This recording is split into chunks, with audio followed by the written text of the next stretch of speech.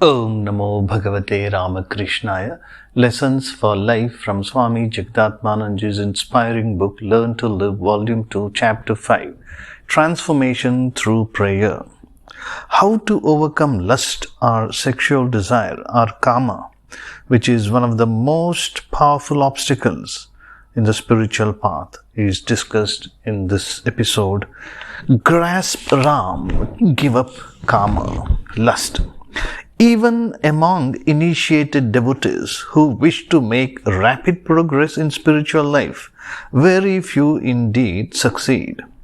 Most of them, though having started with determination and faith, get discouraged due to various pitfalls and hindrances encountered in the spiritual journey.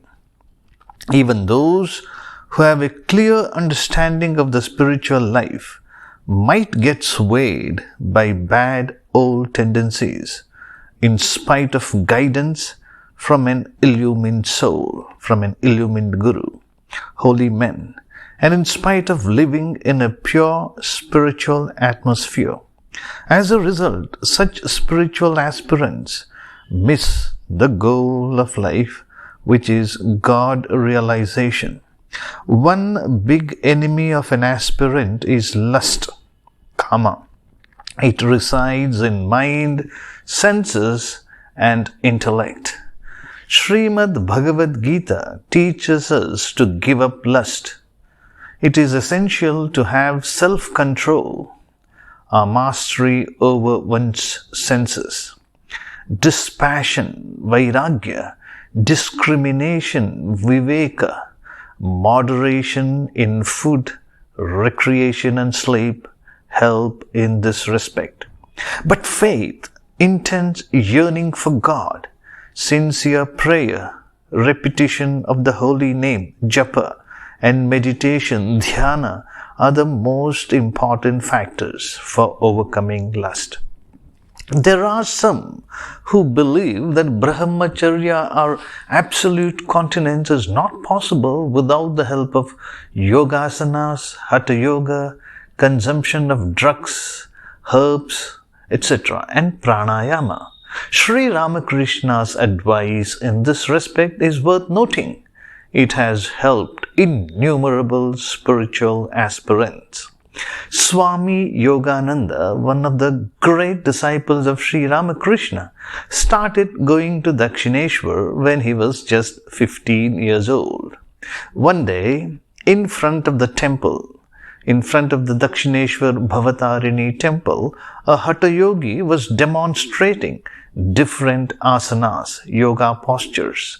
Yogananda observed them with curiosity. He thought that Sri Ramakrishna would recommend some asanas or drugs, herbs to overcome the sexual desire. But Sri Ramakrishna did not recommend any such thing, but said, "My boy, if you repeat God's name, automatically the sexual urge recedes." Yogananda was not convinced. His doubt was expressed in the question: if chanting God's name helps one to control sexual urge, so many people chanting God's name would have been free from it. But are they? When on his second visit, he stood watching the Hatha Yoga demonstration, Sri Ramakrishna came to him and took him by the arm and told, "If you practice Hatha Yoga, your mind remains only with the body. It does not think of God. Pray to God with yearning. Where there is Ram, there is no calm, lust. Think of Lord Rama, the Lord of the universe, constantly." Yogananda tried this remedy suggested by Sri Ramakrishna. Concentrating the mind on God and chanting His name, he realized the truth of his great master's words. He conquered the animal instinct. It does not mean that one should not practice a few yogasanas to safeguard health. They certainly have their beneficial influence on our body and mind. But it is important to realize that it is the intense aspiration to realize God that purifies the mind. Without yearning for God, outward practices will not help us much in controlling the senses. It is the experience of all holy men that without a strong yearning and love for God, the evil instincts in man cannot be rooted out. This yearning and love for God can arise only through intense prayer.